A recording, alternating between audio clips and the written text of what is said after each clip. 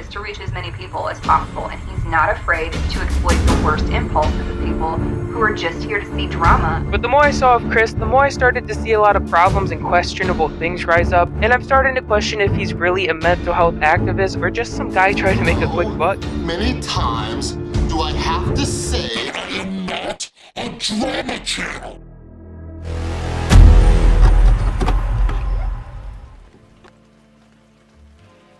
Another week, another YouTuber manipulating his audience.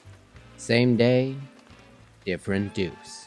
But crime doesn't care where it takes its duty. The culprit? Chris from the Rewired Soul. But is he rewiring your soul for good or for evil? YouTube's fake therapist mofo. Thanks, Keemstar. Accused of manipulating YouTube drama, DMing other channels to stir the pot, diagnosing individuals. Well, I mean if he's a licensed... Wait, what do you mean, no credentials? Looks like we have a menace on our hands. Even his mother, a professional psychologist, allegedly.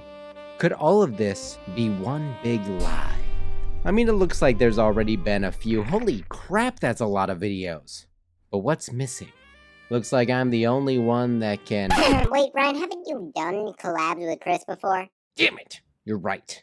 That makes me biased. If only we had someone who could get to the bottom of this with an unfiltered look at the truth. We need a Swan. John Swan. Yo, this is actually my part of the collab, so, Dude, you just killed my vibe. sorry, I just wanted to know. You ruined it, okay? Okay, can I go now? Yes, just go. Okay, so the Rewired Soul, or Chris Boutte, has been subject to much controversy as of recent. Everyone, left, right, and center, have been exposing him for different things, including his credentials, his video topics, and that his videos are nothing but cash grabs to feed off of the drama. But is it justified, or is it just another topic to get some easy views? I think it's time to investigate further. Chris joined the YouTube platform just over 2 years ago. His first videos were primarily focused around mental health, and personally I see very little wrong with these videos. As time went on, the thumbnails became more clickbaity and his topics started to change. He started making videos on YouTubers' mental health, but it was still relatively infrequent and still had a number of other mental health related videos to balance it out. But as time went on, I think Chris realized that making content on just mental health was not going to get him views. He started getting more success with his YouTuber-oriented videos. Those videos received 1,000 to 2,000 views, whereas his mental health videos only received about 300 to 500 views.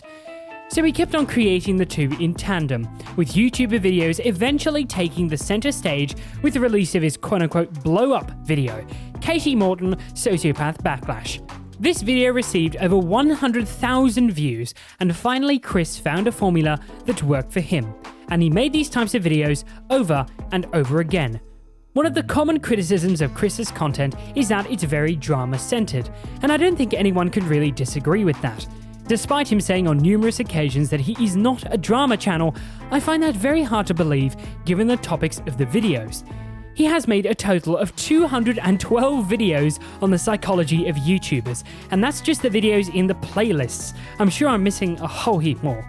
With his drastic shift in content came a drastic shift in audience. The people who subscribed to Chris just wanted to see more drama and more drama. And even if that's not what he intended, that's certainly what happened in the end. And now we jump to the present day. What does Chris's channel look like now? Well, it's a dumpster fire. His like to dislike ratio is just terrible at the moment, and this is all due to the criticism that has been lumped on him as of recent from various angles. Personally, I think all of the criticisms toward the Rewired Soul can be summarized in this comment by Primink. My problem with the Rewired Soul is that he preaches mental wellness and people's well-being, yet he's making videos, 15 videos on someone who's a lot and kind of obsessive, almost attacking these people in the name of bringing awareness to mental health. Putting these people's relationships and behavior on blast and giving his untrained, non-taught opinion on how people and his audience should fix their problems is kind of questionable in my eyes. Harassing someone is the opposite of promoting mental well-being. I would have to agree with Primmick on this one. You see, when you come to a channel like Chris's, you would assume that he has the proper credentials and knows what he's talking about. But it's not quite like that, is it, Chris? Because you are not a qualified therapist, counselor, or anything of that sort, are you? You're not qualified to discuss the topics on your channel because you did not do a degree and you did not practice. In fact, qualified mental health professionals have commented on Chris's channel stating that this is an issue. Maybe it would be okay, but probably not if he was a professional of some type, a psychologist, a psychiatrist, a therapist, has a licensure in mental health counseling or something of that nature. Chris doesn't have any of those things, and that's a problem. So Chris's credentials don't exist. But he has stated both in his videos and on his website that his mother, Dr. Carrie Randazzo, is a psychologist, which adds some weight and authority to the channel since a psychologist endorses it. And I'm here with my amazing mother, once again, Dr. Carrie Randazzo. Say hi, Mom. Hi, everybody. But my mom has been a professional psychologist. She's been in the industry for 20 years. Mm-hmm. We got my mama, Dr. Carrie Randazzo, professional psychologist. But there's a big problem here, because his mother, Dr. Carrie Randazzo, is not a licensed psychologist. How do I know this? Well, to verify the credentials of a health professional, you look them up in the National Plan and Provider Enumeration System, run by the US Centers for Medicare and Medicaid Services. If you look up the name Carrie Randazzo in the system, no record is found. However, she is listed in the California Consortium of Addiction Programs and Professionals as a registered drug and alcohol technician, which is not a psychologist. According to the Society for Industrial and Organizational Psychology, in almost all jurisdictions, in order to call yourself a psychologist or to hold yourself out as a psychologist, you must be licensed. Therefore, Carrie Randazzo may have committed a misdemeanor, and the licensing or board can prohibit her from practicing psychology in her jurisdiction. There may also be a financial fine and a possibility that the American Psychological Association could take disciplinary action as well. So, in conclusion, Chris and his mother's credentials are a bit shaky to say the least. But does that mean you can't trust them? I'm gonna let you be the judge. But I hope that everything I've said here will allow you to make an informed decision.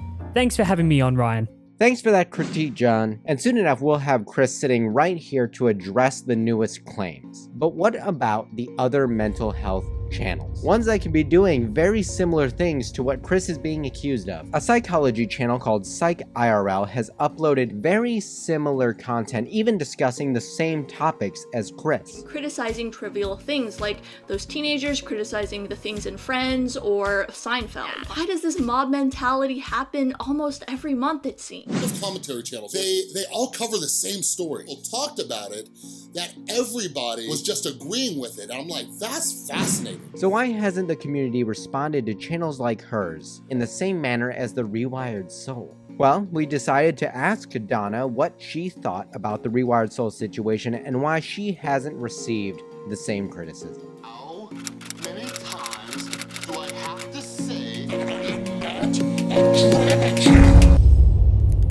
Okay, so for full disclosure, I do have some rapport with Chris from the Rewired Soul. We've talked online on Twitter, we've talked about internet stuff, have met in person and collabed.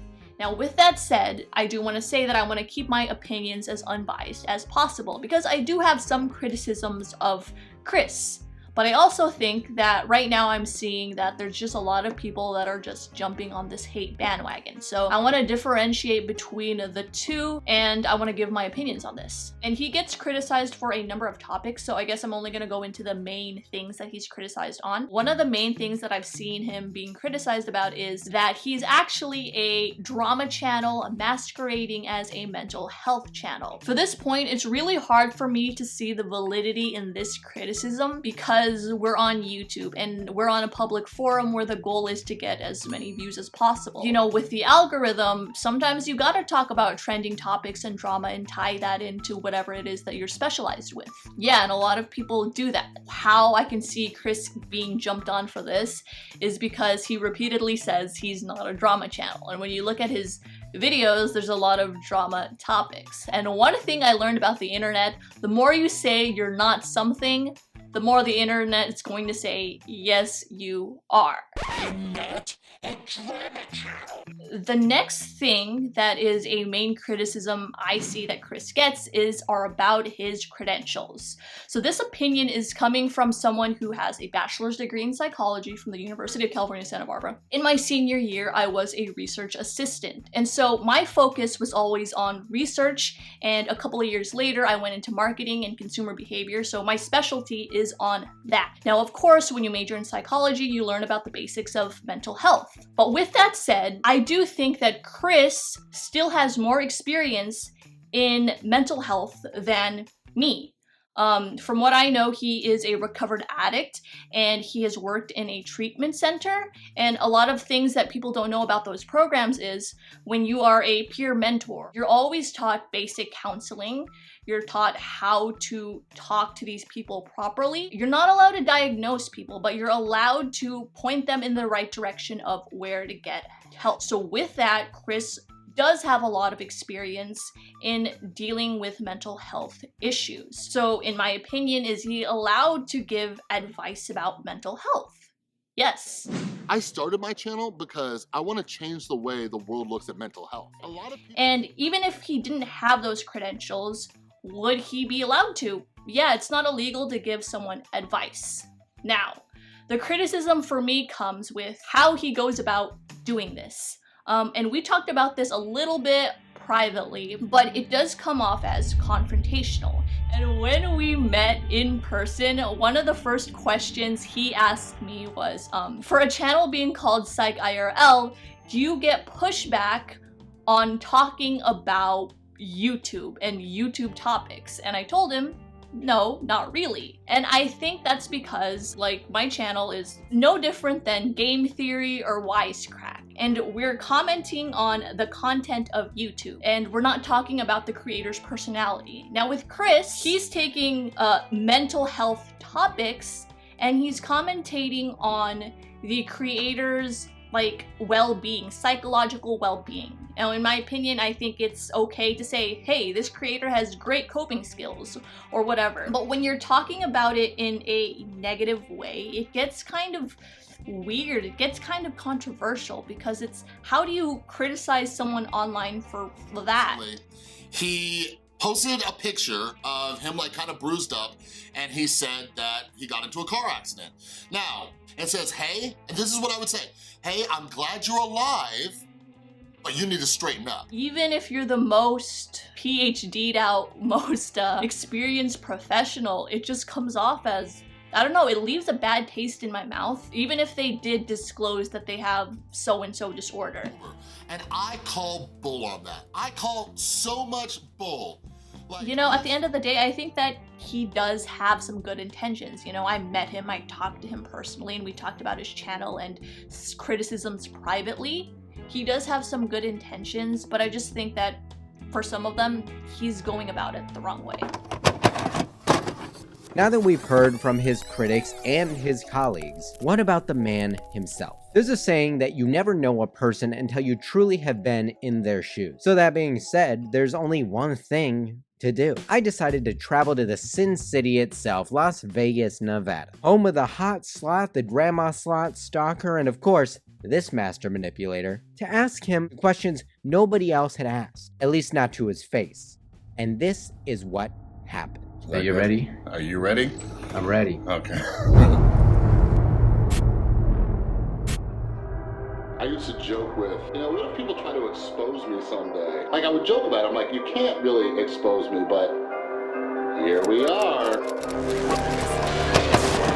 Chris, I'd say that right now you are between a rock, a hard place, and then possibly another rock. What's really interesting is I used to joke with, what if people try to expose me someday? I would joke about it. I'm like, you can't really expose me, but here we are. So there's been a lot of criticism about your practices, the way you word things. And it's honestly dangerous and it's honestly unhealthy. Your credentials. But something that came up later on was people calling you out as being manipulative and an opportunist over actually caring about the mental health things that you discussed. Here's the thing. Nobody starts a YouTube channel to not get views. I can't imagine someone saying, you know what, I want to start a YouTube channel, but I don't want anybody to see it. My history, if anybody goes through my channels, you will see all of my old videos and you'll see how many views they were getting. And the whole reason I started the channel, the motivation behind it, was because I wanted to help people. How can I help people if nobody's finding the channel? Getting into the YouTube community, seeing all the drama around people, seeing how the YouTube algorithm worked and everything, I'm like, I wonder if I could leverage this in a way to help people with their mental health. Now, 2 channels that kind of inspired me to pivot was Charisma on Command and Wisecrack. Charisma on Command, their channel exploded when they started taking Game of Thrones characters and teaching people how to be more comfortable in conversations,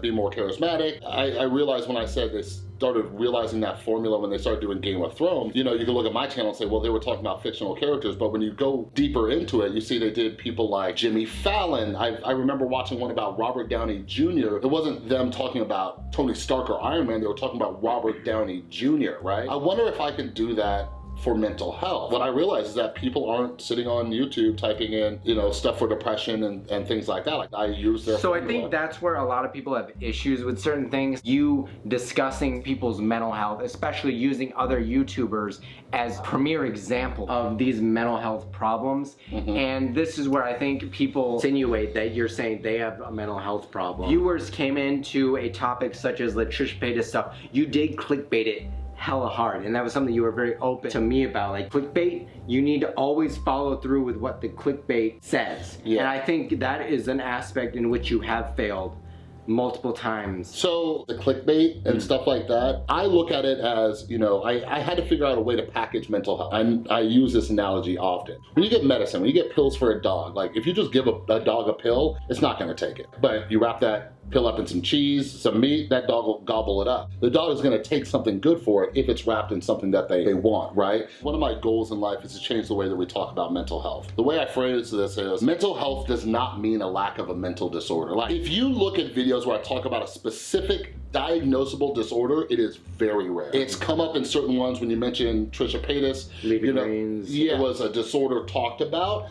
But if you look at the majority of my videos, mental health is about having a healthy relationship. Mental health is about managing your anger. Mental health is about, you know, having empathy. Mental health is about forgiveness. Like, the way I see mental health is like everything is mental health. I don't know, it'd be interesting if somebody did a stat and say, how many times does he actually talk about a diagnosable disorder compared to just life? I understand where you're coming from. Your supposed intention is to broaden how we would discuss mental health. But I think when you mentioned the term mental health, people automatically associate it with having mental disorders. But if I'm trying to change the way that we talk about this so more people talk about this, isn't it more stigmatizing to not try to make it more of a normal conversation? Because there's something really touchy about mental health. Why do you think that is? I have certain mental health issues. I have had body dysmorphia issues and anorexia. When somebody does have something, it's very touchy to them to discuss it. I know you've dealt with addiction. I'm sure anyone that's dealing with certain things, when they're in the heat of it and they hear someone else talking about it or saying things that they should be doing or that they're doing wrong, or this tough love that you do,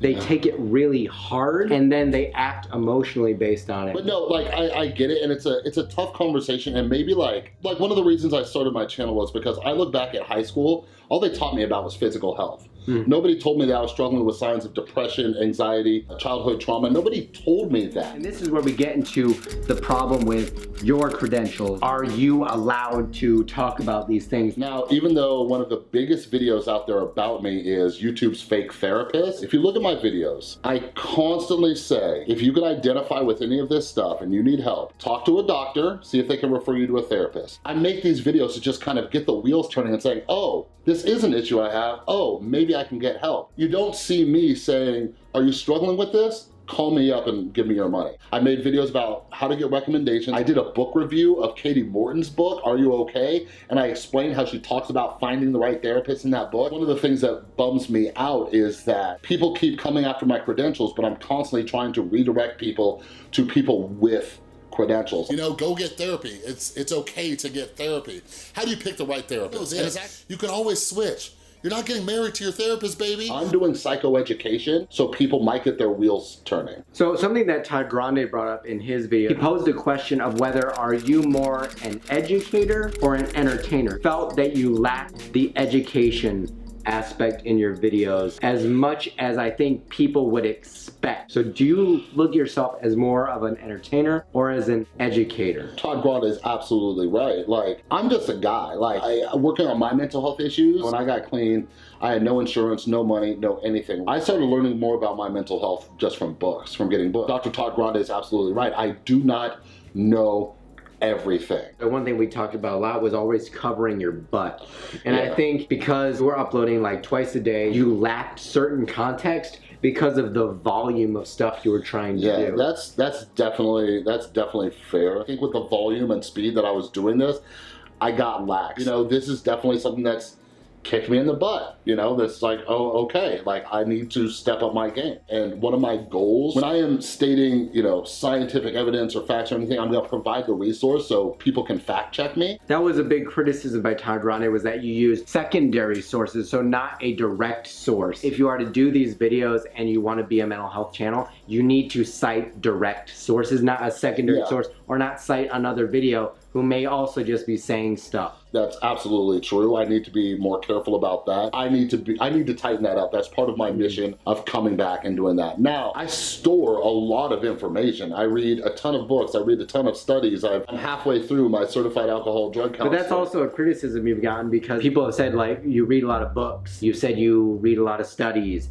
You read a lot. Oh, that's awesome. I read too. Does that make me an expert? People have really tried to minimize my over 3 years experience working in a dual diagnosis treatment center. Like, it's not just reading books. Like, I have worked with the mentally ill for longer than, I'd say, aside from like Dr. Todd Grande, Nate Smith, I have the experience. So lived experience, work experience, like it's not just bing off the top of my head. I've worked with a lot of people who are suffering from depression, anxiety, trauma, borderline personality disorder, OCD, eating disorders. Like, I have worked with these people, and not just like 10, 20 people. I have literally worked with thousands of people, and that is experience. To your question, am I more an educator or an entertainer? Why not both? I don't think one has to be independent of the other. Like, you can do both. Right. So here's what I would say to that, is that even people that are entertainers and educators, such as like Bill Nye the Science Guy or Neil deGrasse Tyson,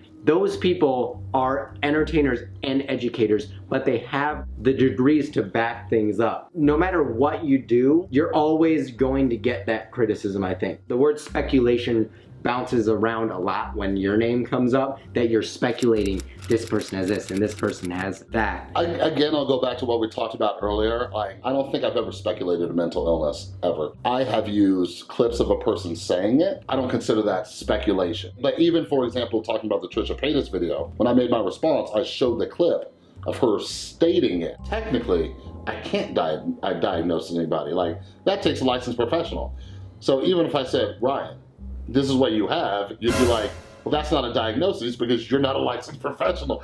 As far as the other things, I base it off what I see, and something that Dr. Grande and I discussed was, it's safe to discuss where you have physical proof of actions are. Where that line blurs is when you speculate the thoughts behind it, because there's no evidence of the thoughts. And that's one of the reasons why, when coming back from my break, I'm just staying away from YouTubers for a very long time until I figure out the right way to do this so I can help as many people as possible but not hurt anybody in the process. Because in my opinion, one of the reasons my channel blew up is because a lot of people watching YouTubers watch them because they can relate. So I gotta find that sweet spot where I'm doing as little harm as possible. But another thing that we talked about is, you know, I guess you can arguably say I do social commentary on stuff, and bad behaviors should be called out because there is a massive influence of young people, you know what I mean? So once I figure out that formula, I might come back to talking about YouTubers. So in a way, that does make you a drama channel. I said commentary. I think one of the biggest things that came out of this was the way you handled it. People have defended themselves better at the Nuremberg trials than you defended yourself in a lot of ways. You could have avoided a lot of stuff by just saying you were sorry and trying to move on. But I felt like you kept getting yourself back into it because your channel had been built upon talking about other YouTubers. In a way, you liked the heat. So yeah, that was definitely my biggest misstep, was response videos. One clip that's floating around is of me saying like mental health should be more of a conversation and it's okay to kind of laugh about it and stuff. That's an opinion, right? I was taught early in sobriety, I was miserable. My life sucked. I lost everything. I lost my son, job, money, family hated me, friends hated me. And I remember walking into 12-step meetings and people are laughing and having a good time and sharing their stories and laughing. I'm like, what the heck is so funny? Life is terrible, right? I get it. I get where people are coming from. Like you mentioned, like, oh, you could have just done an apology and been done with it. Originally, the cat video, that was gonna be an intro to that video that I did in the desert. It was kind of a coping thing for me to just kind of make light of it. And yeah, I understand where you're coming from, but you had the cat video, then you had the apology video in the desert, then you had the live stream, and then you had the fake apology that was never supposed to be an apology that you deleted. And then you had the 4 actual apologies. Yeah. And by the time you actually got to the actual apologizing for anything, yeah, people don't care anymore. You had just made it so much worse by that point. Oh yeah, like that by then it didn't matter no matter what you did. I've developed so much more empathy towards other YouTubers who had issues and they came out and did apology videos and I critiqued them and stuff like, is there a right way to do it? Like a lot of my missteps came from, I'll be honest, a lot of them came from pride, a lot of them came from ego, and things like that. I feel like the break was very beneficial to me because I can look back and I can see those things. But also, I wasn't practicing what I preach. I've learned from it, but like, I always teach people to quit caring so much about what other people think of you, right? And you fed into it and you ended up caring about it, which is what I was seeing with the things on Twitter and the response videos and stuff like that. Now, something people accuse you of was stirring up more drama by DMing other people. You DM'd me about doing possible videos on people like Trisha Paytas. Could you see how other people see that as stirring the 1000%. I can definitely see it. The intention was to raise awareness, and a lot of people with addictions were affected by this. If I could redo it, here's how that DM would have been. It would have been, hey, Trisha Paytas made a video about me. I see a lot of people were affected by it. Would you like to help spread awareness about this thing? Because this is pretty stigmatizing, you know, because that's one of the goals of my channel. Now, I look at what was released. LOL, did you see Trisha Paytas freaking out on me? And when people are saying that, I'm like, yep, I can see why they thought that. Something else that, you know, as part of my mental health break, I realize is stick to conversations, phone calls, to have full-on conversations. I've had some great conversations with other YouTubers and stuff. Since my 2-week break, I'm like, oh, so this is how adults are supposed to do it. What are your credentials? I'm like, bitch, I don't got none. I can say whatever the fuck I want, and you can do whatever you want with that information. Right. All right? And that's not okay. I mean, as we all know, Chris, you are a fake therapist mofo. Keemstar said it, it's true. You have life experience, you've worked in clinics, you're getting certifications as a life coach. So you have things that other people don't have. However, someone that does have a degree and is a psychologist is your mother. Ellie Loves Tea. She did a video about your mother and said her licensure could not be found, and the only thing that could be found was her connection to a defunct Soul Solutions business. You know what's interesting? I heard people saying that it was exposed that my mom and I have been in business this whole time because of Soul Solutions. My channel was originally called The Rewire, and my mom and I were going to combine our businesses, The Rewire and Soul Solutions. That's why it was called The Rewired Soul. What fascinates me is people trying to expose my mom, but on her YouTube page, she specifically told me to link her CV, which has all of her experience and credentials. Having a PhD in psychology, like I'll put it this way, the difference between being licensed and not licensed is having a board that you report to, okay? A lot of people, like just based on their lack of knowledge,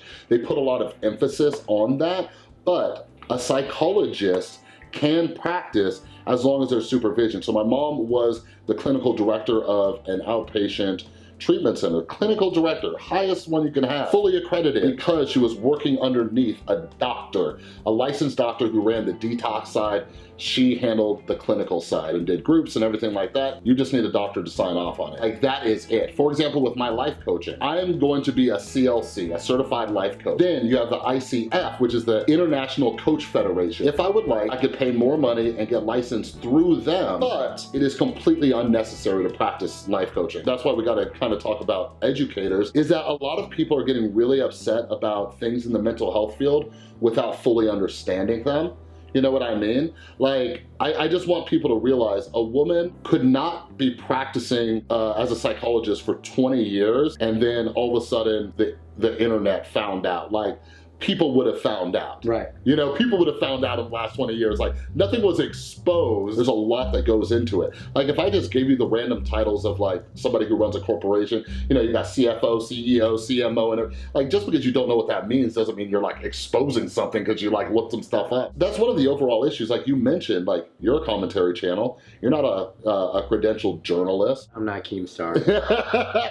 One of the issues that I've been dealing with is all these channels making videos about me, and they don't even use clips half the time. They're just like, oh, he said this. That's why I was saying earlier, when you handled it, it would have been smarter to drop certain aspects than to respond, because you can't respond to things that people have already made their mind up on. That's the thing too, like, people have made up their mind about me. I now accept that. Biggest thing that we can come out of our conversation and the entire situation in general, that you had acquired 100,000 subscribers. You used to have 100,000 subscribers. You used to have 100,000 subscribers. It never gives professionalism, whether or not that person actually has it, and it does get into that person's head. Because of that size, that professionalism was laid on the audience, so they expected that level of professionalism, which I think that got lost. By the way, this is not an excuse. This is absolutely not an excuse. October, I went to Vid Summit. That was during the Shane Dawson series. My channel grew from the Shane Dawson series from how many to 18,000 in October. The start of February, I hit 100,000. We're talking over 80,000 subscribers in that time. I had a lot of people coming to me and saying like, oh my God, you hit 100,000, you hit 100,000. I'm like, meh,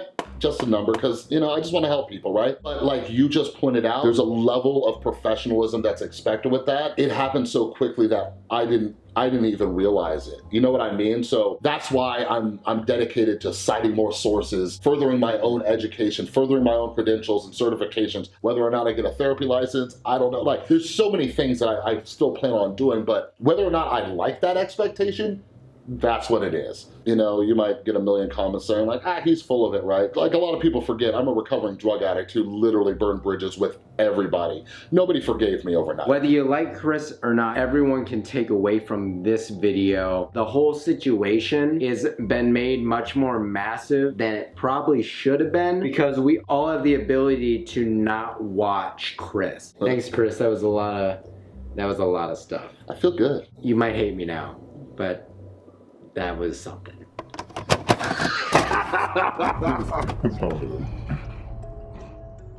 The Rewired Soul. Since our interview, Chris is back, you know, from his mental health break, creating content almost like nothing ever happened. But did he learn anything? Well, that's something that only time will tell. And you, well, you will be the judge. Remember, I'm Ryan, and I'll see you in the next video.